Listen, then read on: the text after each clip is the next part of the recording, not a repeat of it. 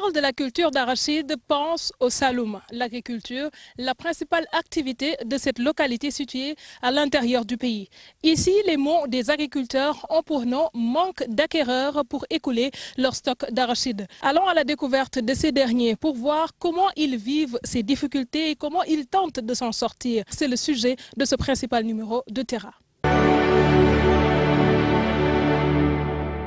Une route en terre rouge, chaotique et poussiéreuse, et rien à des milliers de kilomètres aussi loin que porte le regard. De Kaffrine, il faut parcourir 25 kilomètres sur cet axe pour atteindre la commune de Katchot.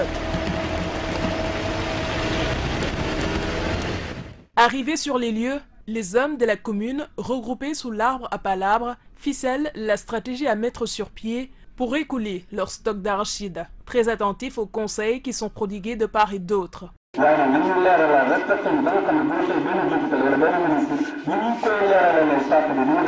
Katchot a vu le jour en 1739 avec l'arrivée des musulmans. La localité était occupée par les Tcheddo. On raconte que le fondateur de cette contrée s'appelle Tchotloum. Le nom Katchot vient de ce prénom. Tchundoubatch était le premier chef de village. Plusieurs autorités se sont succédées à ce poste. Aujourd'hui, c'est Amadou Wilane qui y siège. Non loin de là, le bruit d'un marteau sur du métal.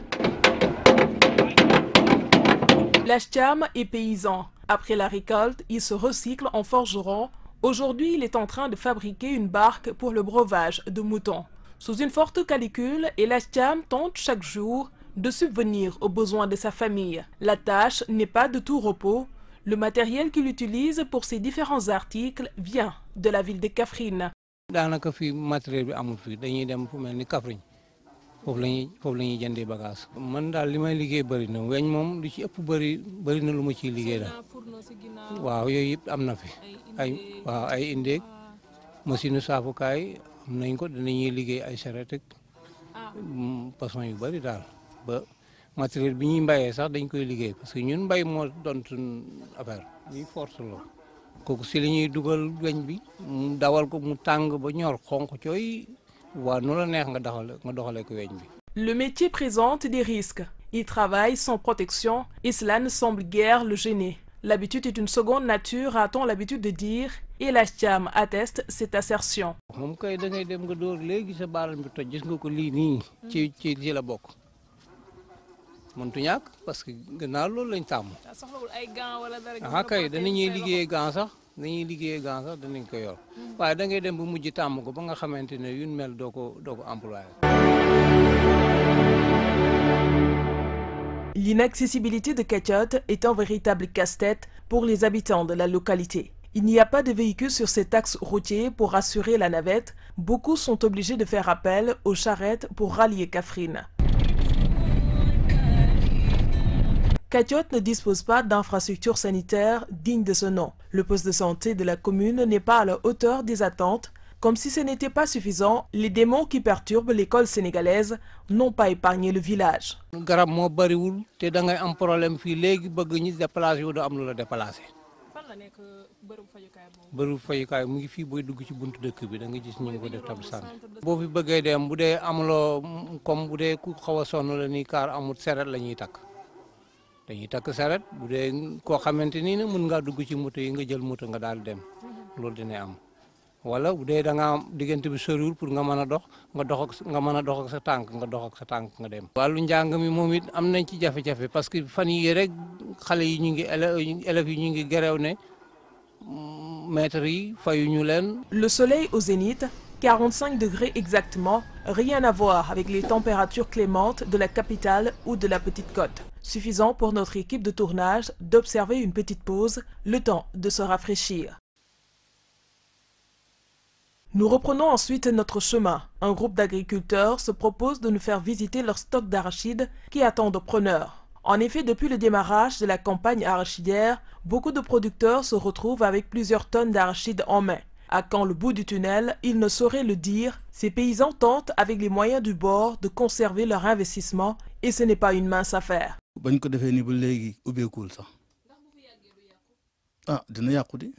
parce que ñu ngi pour def na mais mënoo ko sottal li ci war moo amuñ ko. gisuñ ku jënd sax gisuñu ko. fii ñun de dañuy taqale rek xam nga ñaata temps la parce que doo nekkuñu kii 10 tonnes war na fi mën a ne. tonne bi de man bu ma gisoon 210 000 jaay comme li pré gouvernement bi. 15 tonnes mi ngi fi yàgg na fi kay. bi ma paree ci àll bi boobu léegi maa ngi xaar pour ma jaay ko waaye mënuma koy jaay. fi ne de maa ngi ne nalaguma waaye xamaguma ci lu ma jëm nag parce que bu ma demee ba xamuma fu mu jëm ba fu mu jëm il faut damay xolli rek li ma jaay kemb gi li ma doxut waajut. La campagne de commercialisation de l'arachide est considérée à Kachot comme un véritable échec. Les agriculteurs de ce village démontent ainsi les arguments avancés par le ministre de l'Agriculture, Papa Abdoulaye Seck. Ils affirment qu'ils peinent à écouler leurs marchandises. Ces cultivateurs déplorent aussi la politique déroulée par la Sonacos. Ils interpellent le chef de l'État. Ce dernier leur a demandé de refuser de vendre leur arachide à moins de 210 francs le kilo. Difficile à faire pour ces agriculteurs. Certains, de peur de voir leur récolte pourrir et face à l'incertitude, ils sont prêts à céder leur arachide pour moins que ça. Li tax arrangé wu ñu mooy ñàkk xaalis c'est que da ngay tëral loi bi lii lay jëndee xaalis baa ngi nii nga boole dégg kaddu bi muy jëndee ak xaalis bi mais soo joxee doxal ba pare joxe yow xaalis gi arrangé wu ñu su ko neexee mu wax loolu mais yow mi ñëw ba gisal nga sa bopp li muy wax dara agsiwul ci ñun si daal ñu ngi nii si nit gerte ngi nii yaa ngi gis dara demul ci gisuñ kuñ ko jaay. mënul nekk c'est que état bi daa interdit képp kuy jaay jënd gerte nga jënd ko ci moins de 200 dañ lay kere 210 ba tax ñoom jaaykat yi ñemeetuñuy jaay jëndkat yi ñemeetuñuy jënd. baaxul mais amu ci pexe nu ma koy def mënuma koy yëy ama matuwaay bu baax fi ma ko def nii baaxul man leer na ma ne day bris léegi ma gën a perte. Le chef de village est aussi touché par ce mal. Son hangar est également rempli d'arachide. À la différence de ses autres camarades, il s'est aussi lancé dans le mil. Pour le moment, aucun acheteur ne s'est pointé à l'horizon pour son stock d'arachide. Gerte lañ ci waroon di peese te mënuñ ciy peese gerte duñ ko ci peese parce que état président dafa wax mu ne ñeent fukki dërëm ak ñaar moom la taxawal mu ne ku mën na jënd lool ku mënul loolu na nga bàyyi. gisaguñ moom ci boppam loxoom 210 ñeneen ñi ñemewuñuy jënd man sax jamono jooju bu ñu ko waxee man maa fi comme état boo fi bëgg a def lu manqué 210 ma yooxoo la. gisante wuñ ko sax far xaar moom am na àpp gis nga man mi la ngay gis yow yaa gisal sa bopp magasin bi def naa fa dugub def naa fa gerte bëgg naa jaay gerte mënuma jaay gerte may jël dugub bi ma jaay ko sama soxla bi mënul faju. Lors de sa tournée économique à Kaolack et Kaffrine, le chef de l'État avait abordé les difficultés enregistrées par les agriculteurs sur le déroulement de la campagne de commercialisation de l'arachide. Le gouvernement du Sénégal dépense 600 millions à 800 millions pour soutenir les paysans. Mais nous sommes conscients que c'est insuffisant. Le président Macky Sall avait tenu à les rassurer. Il avait promis que dans un court temps, l'État veillera à ce que leur récolte ne soit pas bazardée dans le Mbapat. La coupe est pleine et trop c'est trop. Ces cultivateurs ne veulent plus entendre parler de promesses. Ils attendent de l'action. De l'action sur le terrain, bon nombre d'entre eux sont criblés de dettes. Certains font l'objet de plaintes. Ils avaient employé du personnel et n'arrivent pas à honorer leurs engagements. ñun daal liggéey moom dafa doy pour ñun li ñu xam mooy jëf dañuy bayloo bay nañ li ñu bay mu ngi nii ñun bayuñ pour yëy bayuñ pour togg mbaxal bayuñ pour def diwlin dañoo bay pour buñ paree ñu jaay ko mën a fay si ni soxla c'est que di moins kenn ku nekk yaa ngi yor ay mbindaan yaa ngi yor ay soxla yu ne ci sa kër gi mënoo ko faj fenn. damaa def ay fere ci banque lépp ay banque jàpp ay mbindaan di leen bayloo ñi bay ba ne wàcc moo war leen di fay lu ne naa ngi koy def fii mu ne ni mënu fan la leen di fayee lii laa bay jaay naa mënuma ko jaay fan laa koy jaay fay li amu. pertement la mais nooy def xanaa li ci pexe mooy bu bëgg a yàqu nga génne ko xoole ko na def ko diwlee ko poudre pour bañ mu yàqu boo ko deful mu yàqu de. Impuissants, ils interpellent les autorités étatiques. Entretenir leur stock exige un investissement additionnel. Aujourd'hui, plusieurs d'entre eux ne peuvent se le permettre. Sans l'aide du gouvernement, le cauchemar risque de ne prendre fin et le réveil sera brutal. Que gouvernement moo mën a jënd gerte gi waaye ku mooy gouvernement mënoo jënd gerte gi parce que gerte gi même man sama gerte gi maa ngi ci kii di ci sonn nii di ci kii waaye am na ñoo xam ne mënuñ li am na ñoo seen gerte yi yàqu na am na ñoo xam ne ay fanweer ay ñaar fukk ak juróom sax bu ñu ko gisee jaay dañ koy mujj jaay ko parce que gerte gi bu saxee comme man li ma mën nii ba di ko aare nii di ci sonn bët bu set am na ñoo mënuñ ko. président la lu mu wax moom dañ koy dégg à rajo rek mais gisuñ kenn ku ko doxee sax fii kenn ku ko doxee fii gisuñ ko dégg nañ ko rajo rek bi mu ko déggee nag xaw nañu bëgg suñu xoolee mais ba léegi gisaguñ benn kii bu nga xam ne nii ñu dund loolu kuñ si mën a jàppale ak nooñu si mën a jàppale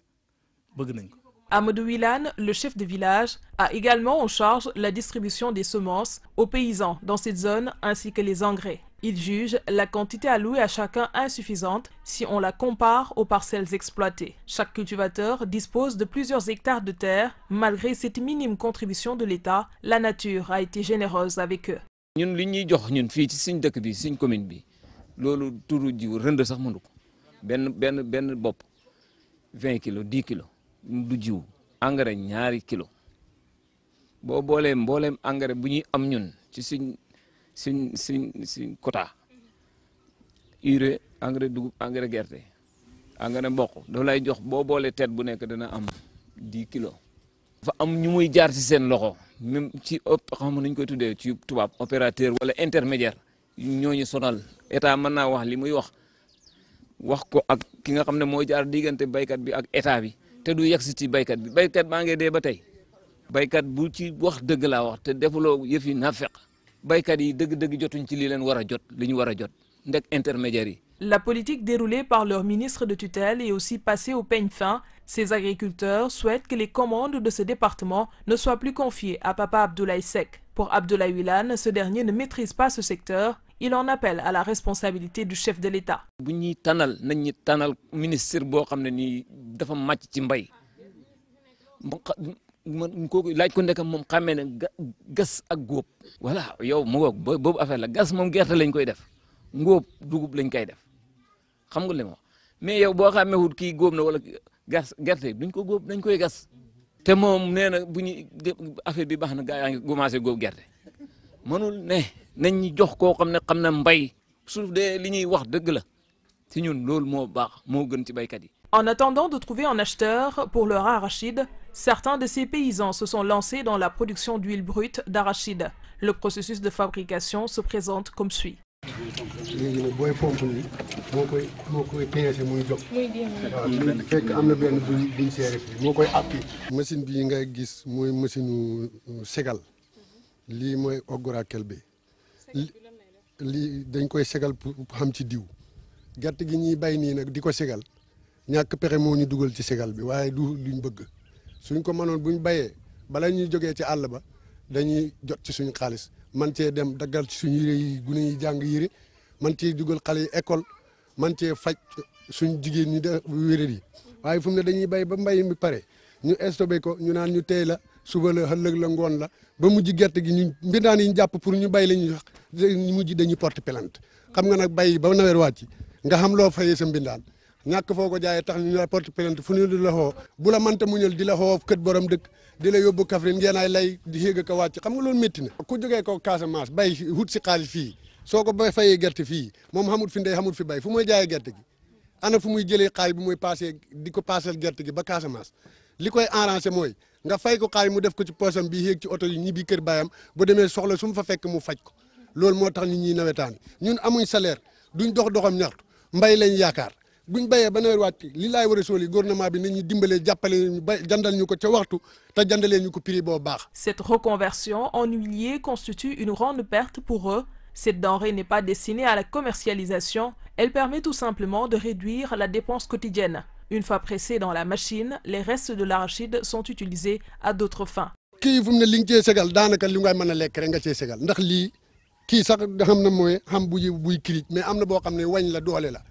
loo xam ne jege na daanaka téeméeri mbaam boo ko bëggee wañ fii balaa muy pare ñu fi daaw la li mag ñuy wax fi daaw lii mooy rakel bi lii rakel xam naa yow doo ko xam waaye xam na feneen foo ko wax danañ ko xam lii boo nalee gerte bi ogg bi dañ ko yóbbu ci marché bi di ko jaay ñun yënguwuñ ci élevage yënguwuñ ci sarde yënguwuñ ci nan li ñuy yëngu yàlla ji taw ñu xam suñ jiw dem bayi ca toole ba mbay mi jeexee li ñuy bëgg mooy état nañu ko jëndal heure jëndal ñu ko prix mooy tax ñu mën a toog ci suñ kër yi ñun ñëpp Ndakaaru lañ jëm si léegi tey réew mi dugg ci beneen jafe-jafe kon nañ ñu respecté ñun baykat yi mbay moo xamee réew bu mbay ma développé wut surtout réew moo mel ni Sénégal benn objectif boo yem ni mbay xamut. Ces agriculteurs se disent aujourd'hui très déçus de la campagne arachidière Dos au mur, ils ne peuvent vendre leurs récoltes à de vils prix, mais ne savent pas comment s'y prendre pour vendre au plus offrant, au prix homologué par le gouvernement. ñi ci nekk sax ñu ngi découragé wu ñi ci nekkoon avant loolu sax ñu ngi découragé wu kon nag li nga xamante ni man tey du ma nekk ci lii muy jafe-jafe bu métti ma jóg jël sama doom di ko ci tabat non dama naan ko dama seeti leneen loo xam ne soo bayee ba pare wala leneen loo xam ne soo ko defee da nga am dara man kañ lay jóg ci jafe-jafe ma ne déedéet nañ bàyyi mbay nañ dem seeti waat leneen kon loolu moo xew. La qualité de l'huile d'arachide locale n'a pas bonne presse. Pour beaucoup, elle est source de plusieurs maladies, notamment le cancer. Des allégations battues en brèche par ces Saloum Saloum. Selon eux, il n'en est rien. Ils ajoutent que cela fait plusieurs générations qu'ils consomment cette huile. ñun duñ mën a wax baaxul duñ mën a wax baaxul mais en tout cas suñ maam yi ñu jur ñun waaw foofu laa bëgg a ñëw suñ maam yi ñu jur ñun diw gi lañ doon lekk ma foog ne boo xaayoon duñ fi ne ba ñuy judd ñun nga dañu fi fekk tey kon loolu buñ ñu koy wax xupp ñoo tax ñu dañu ko wax te loolu ñun nag Saalum Saalum dafa gëm yàlla ji nga lii buñ koy lekk da dee daañ ko lekk kon boo ñu bëgg a xëy ne ñu fay joxe ay cancer rek dégg naa fi ci benn waaju fi doon jàllale naan daay joxe cancer rek boo koy lekk te defuñ ñun su doon joxe cancer duñ judd. Les femmes vantent également les vertus de cette huile. Elles soutiennent qu'elle est facile à cuisiner, digeste et plus économique. diwlin gerte bi de neex na de waaw boo gisee ñu koy sikkal naan baaxul day joxe leneen da fekk na dañ ko defarul ba mu baax waaye boo tànnee sa gerte gi ba mu sa dindi yi yàq ak saa ba pare gerte boobu moo gën a niin soo ko toggee ceeb bi mooy gën a neex. man bii moom a gënal ndax bii laa gën a xam ndax gerte gi moom suñ ñun ñoo ko mbay defar ko diwlin benn xamoo fan lañ ko defaree ak lan lañ ko defaree léegi nag ñaar diw man bii laay gën a tànn moo gën si man. wala yow ngeen ne baax na ndax sa góor ñee taxaw bu neexul wax leen neexul. man neex na pour man. xam ñoom togguñ. yenn saa yi ma jënd diwlin waaye yenn saa yi tamit ma defar segal la ba mu baax bees tànn yu sax yeeg yu saabu yëpp defar ko ba mu baax boo ko defaree du am benn problème. À l'image de Kachot, de nombreuses localités dans le Saloum vivent le syndrome de la mévente des stocks d'arachide. L'agriculture constitue le moteur clé du plan Sénégal émergent. Si cette situation perdure, les pertes seront énormes. Cependant, tout n'est pas mauvais grâce à la bonne pluviométrie de cette année et la qualité des semences. Plus d'1 400 000 tonnes d'arachides ont pu être collectées durant la campagne arachidière 2017-2018, soit une hausse de 42% par rapport à l'année dernière. La Sonacos, pour sa part, a collecté 117 923 tonnes à la date du 7 février 2018, les huiliers 2500 tonnes par jour. Des chiffres des services du ministère de l'Agriculture et de l'Équipement rural. ñu ngi ak suñu invité di Bachir Ba jiite mouvement bi ñuy woowee aar sunu moomeel ñu fas yéene nag waxtaanee jafe-jafe yi nga xam ni yëpp baykat yi am nañ ko fii nii ci Kachot loolu la dëkk bi tudd. Kachot waaw noonu la tudd. waaw Bachir tey nan nga mënee defal ñu situation tey njaayum gerte bi ci Sénégal jamono ji nu mu tëddee. ok soxna Arame maa ngi lay nuyu di nuyu sa gars yi nga àndal di nuyu waa DTV yëpp. di la wax ne fii moom xanaa li ñuy wax ne wéet di gis bokku ci yow yaa àndal ak ñun ñu dox dem ci baykat yi nga gis ni ñu stocké gerte gi riime ko yii ñu ngi puudar di xaar mu yàqu ñii ñu ngi ko def ci ay néeg yoo xam ne kenn xamul benn problème moo ci mën a am. noonu lañ la waxee ne noonu la bëree ci dëkk bi ñoo xam ne tey ñu ngi teg seen gerte gi non seulement amuñu ku ñu ko jaay buñ gisoon sax kuñ ko wantaar dañ koy jaay parce que xam nañ ne ci seen loxo lay mujjee yàqu. waaw bu ñu déggee nguur gi di wax ne njaayam gerte gi mu ngi dox te tey ñu ñëw gis fi ay acteurs yoo xamante ne ñu ngi yor seen gerte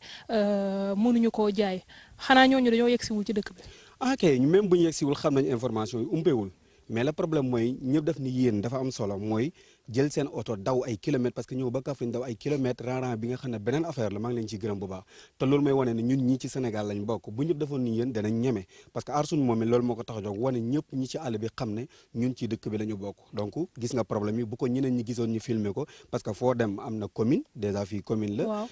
am na chef de village am na lépp te dañuy fay ay impôt pourquoi pas xamuñu ne ci dëkk bi la ñu bokk te dañ am jafe-jafe te mbay lañ mën a dundee te boo na mbay na Saalum gerte mooy premier moom moo lay fajal sa yenn soxla malheureusement nag léegi dañ dem ba gerte bi nekk fi ñu jël seen dugub di ko jaay muy loo xam ne c'est dommage pour réew mel ni Sénégal ñu ne xam ne dañu bëgg a avancer lañu wax développer xaw ma di tudd lu kenn dul xam donc boo ci tollee ci lii nii ñëpp di ñaax tamit jeunes yi kilifa diine yi foo dem ñëpp di ñuy wax ndaw yi nañ dellu ci mbay mi nañ dem ci mbay mi gouvernement bi aussi di wax loolu ñu béy ba pare mu tegoo fii lii day décourager nit ñi te lii moo waral xale yi di dugg ci géej bi di dem di def emballage ñi leen di dóor di tëj lii mooy tax jeunesse découragé. bu ñu delluwaatee si njëg bi 210 la ñu waxoon au départ mais mel na ni fii tey pour am 210 boobu sax problème la. waaw mais gis nga ku ne la bu ma gisoon 175 léegi mu dem. dëgg la noonu la amee sànq jaar nañ mbir ki laan malheureusement li ngeen xaw a naajo matam moo ñëwoon di nga gis loolu moo fa am te ñu bëri dañuy delloo ji te da ngay am gerte bu baax fees del niin boobu lañ lay jëndalee même prix boobu su dul loolu kenn du ko jënd day delloo jiwaat te gerte yi ñu commencé di yàqu alors que décembre la gerte bi pare woon ca àll bi bu fekkee léegi ñu jubluwaat ci nawet gi léegi ñu jubluwaat ci nawet bi yaa ngi ci 4e mois baykat bi tiim alalam di xaar nag ay tàkk di nga gis ay photo fi yow am nga ay film yoo xam ne nii ay image yu lakk am nga ko di nga ko gis léegi bu fekkee loolu mu ngi am ñenn ñi di lakkale ci àll yi am sa problème sa doom war a am sa soxna war a am doom par exemple nga am ay jafe-jafe donc nga gis sa alal mënoo ko jaay mënoo ko jëriñoo alors lan la sa alal bi di jëriñ bu boobaa du ñàkk Aar Sa Moomeel jot na def yeneen site du kaccot rek yow dem nga si yeneen localité pour xam toujours ba léegi li nga xamante ne moom la baykat yi di dund est-ce que yooyu foofu nga jaar tamit nii la mel. fii ba xaw ma lan la ñuy def fii ba quelques mois ci kanam de mais chaque jour boo bëggee man personnellement ma taal sama oto ñu ànd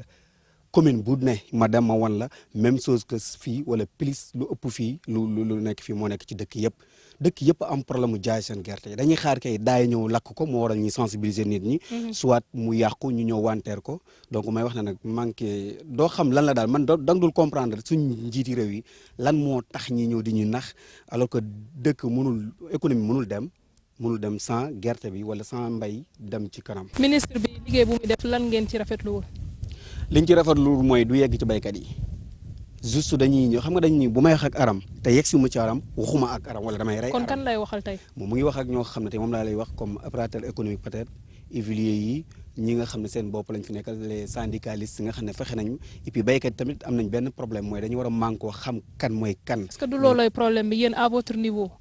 union bi war ngeen booloo am ku leen di waxal est-ce que am ngeen loolu tey. d'une part waaw suñu problème la parce que jafe na bu dee surtout ci Saloum ñu ne diw moo ñu nekkal comme baykat mais li ci ëpp aussi da ngay am ci nit yaakaar mais sa message du jàll ñenn ñi souvent duñu am fu ñu ko jaarale wala duñ leen déglu ñi nga xam ne ñoo yor vrai message bi ñu wax ñu ne waxu mbedd la ci mbedd bi la ñuy déglu parce que état dafa am fu mu war a mën a xool pour déglu alors ñu jël benn nit teg ko ci kaw ne mooy conseiller ci côté kii bi moo xam nga ki ma bëgg a wax donc mu ne moom mooy man xaw ma ki nga bëgg a wax de nga ne force paysane de toute façon Aline Dia ñu jël ko Aliou Dia lan ngeen koy liiwal lan Aline Dia moom déjà mooy conseiller ci au conseil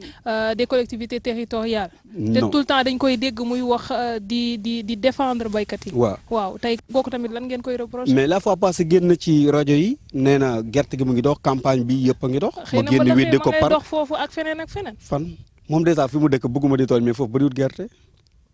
fi mu dëkk bëriwul gerte booy wax gerte da ngay wax Saloum wala Casamance foofu la gerte gi purée mu ñëw fi war nañ tase bon xam naa peut-être waroon nañ tase benn émission mais dafa daw jël keneenam mu wax ak man mooy Mohamed Ka Moro maire bu Jaamal alors que moom boobu ma toogaloon sama nit la parce que moom njëkk a wàccee ci terrain bi pour aar sunu moomee léegi ci suuf bu ñu waroon jël mais biñ toogee fi mu naan bon MP amul ci maa ngi ak sama téléphone ay message ay WhatsApp yoo xam ne moom ay bon moo ci nekk ay notes yu mu joxe donc gars yi dañuy toog ci plateau yi moo xam télé la comme rajo di wax loo xam ne dara amu ci. bon MP yi bëri na mais dafa bëri am pagay mais alhamdulilah parce que depuis message boobu jàll ñu ngi commencé fu ñu woote ñu ne jaar nañ fa léegi rek dégg nga am na fu ñu waroon dem filmer ji gerte bu bari bi ñu yégée ne maa ngi fa parce que kooku dafa foog ne dama ko toppee Mboro léegi jaar nañ fa ba roñ loolu secret tamit bañ fa jaaree message bi mu ngi daw samedi ci rajo yi yéen ko dawal dimanche mais mardi lañ ñu woone fay nañ ña fa nekk ñëpp donc ñun li ma lay wax rek opposé wuñu gouverné wuñu baykat yi waa àll bi ñoo ñu tax a jóg suñ jaaree fenn woote wala ñu ñëw wàllu si leen dañ ciy sant yàlla. taxawaayu tey Aar Sa Moomeel lan la. ok Aar Sunu Moomeel ci branche yu yaatu la parce que dañ ne buñ ne àll en général baykat la boo ne baykat da nga naan suuf boo ne suuf ba pare ne nit ki li mu bay su bayee ba pare bànkam moo doon jur bi nga xam ne léegi dañ koy sàcc fu mu toll muy gis ki ko jël wala mu am ay problème du am enquête bu jaar yoon. ministre Aminata Mbengue Ndiaye wax na ko yàggul dara. journée de l'élevage bi ñu fi doon def waxati nañ ko si donc yooyu yëpp ay jéego loo xam ne ñu ngi koy teg yokk ba ay 10 ans de prison yaakaar naa ne loolu wane na ni gouvernement baa ngi wane ni. bëgg na andi saafara ci di xew. d'accord maa ngi leen remercier ci loolu ñu def comme loi teg mais avant ngay def loi da nga koy appliquer balaa ngaa tëj ni 10 ans da nga koy jàpp. léegi peut-être am nañ benn projet bu yaatu buñ ci am nit ñi dañ ko jël mais il fallait que léegi xam nga dégg naa fan yi après ci suñuy xalaat ñu dégg ñu ne président daf ne fas bu nekk day am carte d'identité. ñun jàppee ñu ko noonu mais bëgg nañ jur bu ne waxuma fas kese mais jur bu nekk balaa muy génn ci dëkk mu am permis loo xam ne chef de village moo koy bind signé ko mu am signature commune ba mu nekk. képp kuñ gis nga xam ne nga yor jur te amoo luy mandargaal ne dañ la ko jox ak téléphone adresse ak signature chef de village donc loolu dañ koy téye mais loolu ñun mënuñ ko dogal en tant que citoyen simple foog ñu autorités yi dimbalañ ci en tout cas lu yaatu la ba kii jaayee ba ci boucher beeg yëpp foog ñoom ñu am benn fichier bu ñuy wane bu ñuy remplir que ni lii dafa valable lii ak lii moo tax. Aar Sa Moomeel fan la jëlee jumtukaay wala moyens yoo xam ne tey financier laay wax pour mën a amal campagne boobu ngay wax ni moom ngeen di def sur le terrain pour gën a ñaax baykat yi jàppale leen ngir li nga xam ne moom lañ yor seen loxo ñu mën ko écouler. alhamdulilah tontu si dina la yomb yow gis nga ma ñun benn oto lañ yor donc ñun ñoo yàlla sutural nañ. ñu nekk sa ginnaaw benn oto bi carburant moo koy dawal. ouais man la lu dul yàlla ak yonent bi nekkul sama ginnaaw ak bañ injustice c'est vrai nag wax bi ñu bëri ñu ngi koy xalaat. wala yow da ngay bay. man baykat la damay sàmm ba pare maa ngi liggéey à Dakar maa ngi liggéey. donc sama salaire laay jël di indi fii mais kenn nekkul sama ginnaaw. yow da nga am jafe-jafe yi ngay wax ni ci jaayam gerte gi. waaw parce que même bu fekkoon tey bayuma ñii bay ñëpp samay mbokk la ñu ñaata yoon laay jut coup de téléphone ceeb bi jeex na am nañu problème li am nañu problème la bés bu gerte yi jaree normal ci dëkk yi man ma mën a firi parce que chaque mois ma ñàkk lu bëri ci xaalis à cause de problème yi am ci dëkk bi kon faj problème yi ci àll bi sama mbir la te bu loolu ñun yàlla dañu bind ñu bañ injustice ci wax sa xalaat dañ commencé ñu ñuy woo partout di ñu wax lu ne ay enseignants ak ay lu nekk dañ ñu koy wax ay militaires ay suñu case de santé ay suñu nangam donc bi ñu wàccee ci terrain bi lañ comprendre ne il fallait que ñëw def comme ñëpp def nag loo xam ne Aar Sunu Moomeel jàppal ne ab politique la politique wuñu opposé wuñu encore une fois gouverner wuñu faruñu benn parti politique. Aar Sunu Moomeel denn poñ bu mujj bi est-ce que tey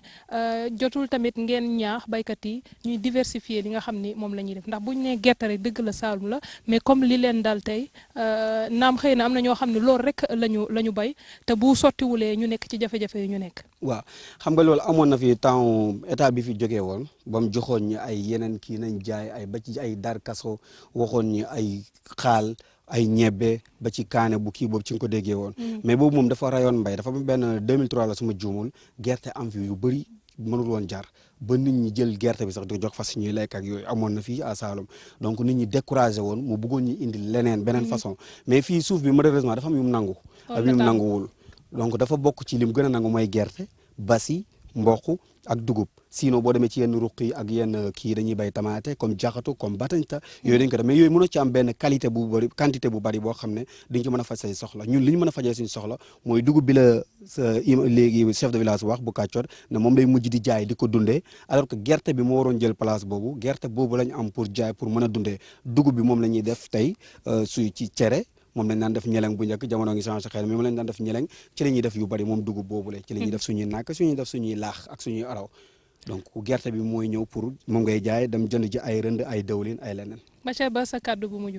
gërëm leen bu baax yéen waa DTV bu baax a baax ci déplacement bi parce que fii sori na te di wax ne genre émission yi dafa war di am ci mim réew parce que nag am na ñoo xam ne dem nañ ba centre seen bopp ne bokkutuñ ci biir dëkk li ko waral mooy sori nañu te kenn jegewu leen sori amul mais foo gis rek buñ la jegee di nga centre na jege nañ la li ma bëgg wax foofu mooy lu ñu sori ci région lañ bokk ci commune lañ nekk am nañ département kon am na lu ñu lié ak dëkk bi loolu nag lañ koy dundal suuxat ko loolu moo war a jóg moo tax a jóg Aar Sunu Moomeel ñu xam ne ci dëkk bi lañ moom aaral leen seen suuf yi nga xam ne borom doole ñu ngi koy jël aaral leen sàcc jur bi nga xam ne daf fi bari trop lakk yi nga xam ne mu ngi faral di am lu bari di nangu alal te mënuñ ci dara ñu wax leen di leen sensibiliser am na loo ci fekkee naka la ñuy def ba moytu yooyu la lakk mangaan yi nga xam ne dañuy ñëw ci dëkk yi di lekk toolu jàmbur yi mu am ay jamante paaka xeexu baykat ak càmmkat ñu nu ñaan ñëpp suñu mbokk lañ parce que boo ne jur na caawa boo ne suuf na baykat donc ñu jóg ñoom ñëpp pour sensibiliser leen ut ay yoon def ci ay projet yu dëgër nag fas yéene état bi jàppale ñu si loolu moo tax a jóg Aar Sunu Moomeel mais maa ngi leen di gërëm bu baax a baax soxna Aram merci beaucoup jërëjëf Bachir Ba may fàttali moo nekkoon suñu ganu tey ci émission Terra mu jiite mouvement Aar Sunu Moomeel La commune de Katiote fait partie des localités du pays qui peinent à écouler son principal produit phare, on peut le dire ainsi. De nombreux agriculteurs ont du mal à vendre leur stock d'arachides. Comme vous le voyez derrière moi, ils interpellent les autorités étatiques et espèrent que dans un avenir proche, toujours à la découverte de ce qui se fait de mieux en matière de préservation de l'environnement, mais également mettre un doigt sur les maux qui touchent notre écosystème. C'était tout. Nous vous donnons rendez-vous très prochainement. Peut-être bien que nous serons du côté de chez vous et ce sera très prochainement.